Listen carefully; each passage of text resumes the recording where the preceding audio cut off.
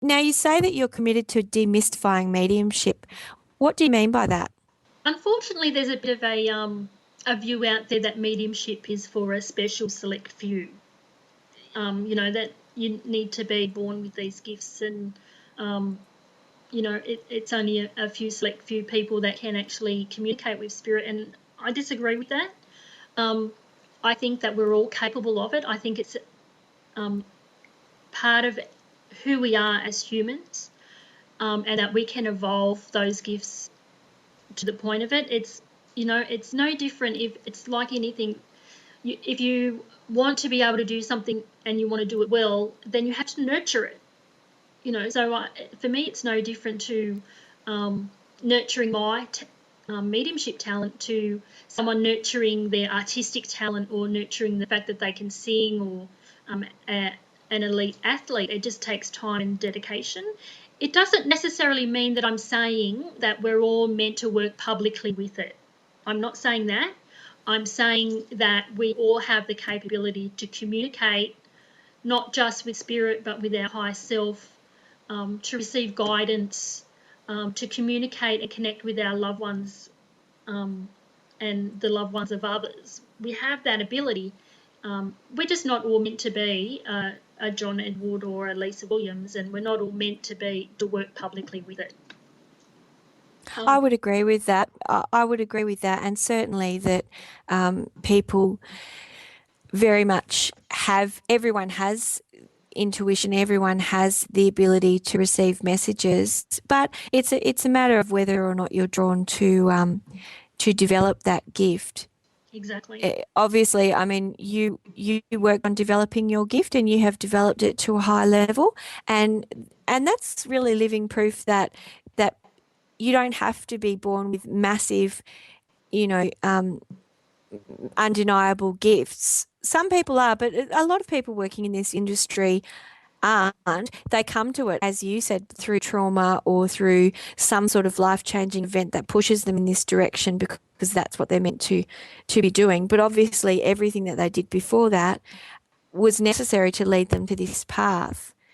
And it's important, I think, to have people like you showing people that it's not something just for mystics and gurus, but it's something for everyone, even if they only use it in their everyday life.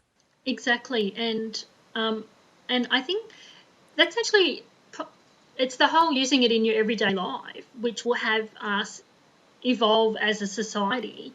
Because I use my mediumship as as a teaching tool, but also as a tool for guidance and greater understanding. And if we can use our connection to spirit in that way as a whole, then that's the thing that's going to help us as humans evolve to where we need to be and come back into connecting to that part of us and being guided by that part of us that comes from the divine. So, so I think, yeah, mediumship is not just for the special few that are naturally gifted. It's for all of us, and I'm not. I think the more and more that we can put that out there, then the better off we'll be as a society. And were there any times when you've wanted to give up on your path? And if there has been, then what has gotten you through? Certainly, there have been times, and certainly in the first 3 years of the college, there were many. And most of those were instances where, I had clients who I had developed some level of trust. Something had happened and I felt betrayed or stabbed in the back. Most of those instances were derived from those experiences. Um, and how did I keep getting through? Anytime I thought about actually not doing the work, like not communicating with spirit or not helping the next person, I just really felt like I couldn't breathe if I did that. Um, it's it's as much doing the work is as much of part of me as is breathing. And certainly, I think over the years, as it has already and as it will continue, how I conduct the work might change and evolve as I do. But I think that there will always be um, me doing the work. It's just, yeah, anytime I thought about not doing it, I just knew that I would feel like I'm not breathing, and therefore I would head even further. I would go into depression, or I just would stop existing, and that's not an option. No, definitely not. And what do you think's been the secret to your success? Probably, I said earlier that I'm determined, so it was my not giving up. um, I think being able to honestly keep looking at myself and evolving who I am. Um, and whether that's, the aspects of myself I like or the aspects I didn't like and I want to change. Um, I think that's a secret of your success and being able to be who you truly are and just putting that out there. Just being yourself, I think, at the end of the day. People easily, especially in this work, people can easily see whether you walk your talk, um, whether you're resonating with them or not, and what you're saying is sitting with them, and whether your truth is behind that. People can easily feel that, and I think that's that's a large part of secret to success in this industry. I would agree with that. What's your definition of wealth? For me, it's having a sense of freedom and contentment in um, any one aspect in my life at this point. And great wealth is when I'm having many aspects of my life in tune in that way, so that I have a greater sense of freedom and contentment. Wow. Tell me about your latest business, In Spirit Magazine. Um, Now, in Spirit Magazine, we produced that and put that together, and it's really our way of trying to bring together all sorts of different um, ways that people can live their spirit, ways and put information and education out there so that people can enhance their journey along their spiritual journey. It's not just about mediumship; it's about all sorts of expressions of people's spirituality. So we covered things like, coming up, we're actually covering health and wellness and some cancer stories. We've covered things like paganism, um, the paranormal, all sorts of avenues, and we've had some great interviews. And it's, I think we're going into our third year, fourth year, I think.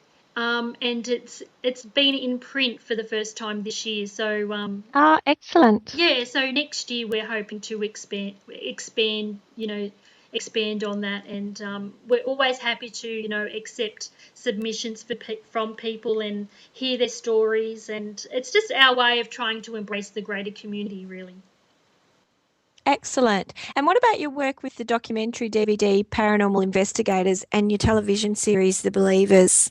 Well, the Paranormal Investigators um, started in 2006 and came out of my connection um, to a paranormal investigators group. And certainly, we shot a documentary, and, it was me going in there and identifying the spirits that were in the locations. And I learnt out of that experience, I actually learnt quite a lot about the paranormal side of the work, and understanding how haunted locations operate, and how there's no rule of thumb, and each individual location has its own unique energetic makeup, and um, that sort of thing. And the same with the Believers. We That was a TV pilot that was shot uh, about 18 months ago, and we visited Monte Cristo a couple of times with the hope that it was going to get picked up. And Channel 9 was certainly interested. They had certainly given the production team the instruction to go and shoot a full episode, hence a second visit. But sadly, as with a lot of these efforts that people make in the industry here in Australia, we didn't have the success of that being picked up. But for me, it was still valuable experience, because both of those sort of helped me become a little bit more comfortable doing the work in front of a camera, um, with that sort of view. And yeah, they were great experiences.